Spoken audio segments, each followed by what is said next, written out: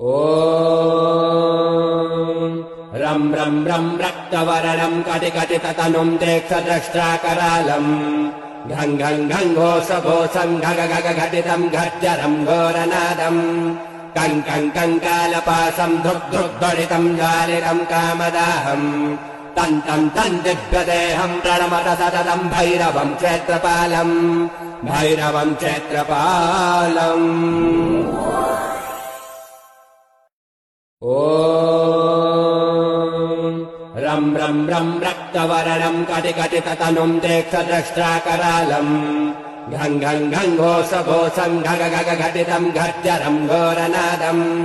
कं कं कङ्कालपाशं धुक् धुग्धरितं ज्वालितं कामदाहम् तं तं तं दिव्यदेहं प्रणमत सततं भैरवं क्षेत्रपालम् भैरवं क्षेत्रपालम् ॐ रं रं रं रक्तवर्णं कटिकटिततनुं देक्षद्रष्ट्राकरालम् घं घं घं घोषघोषं घग घग घटितं घर्जरं घोरनादम् कं कं कङ्कालपाशं धुक् धुग्धरितं ज्वालितं कामदाहम्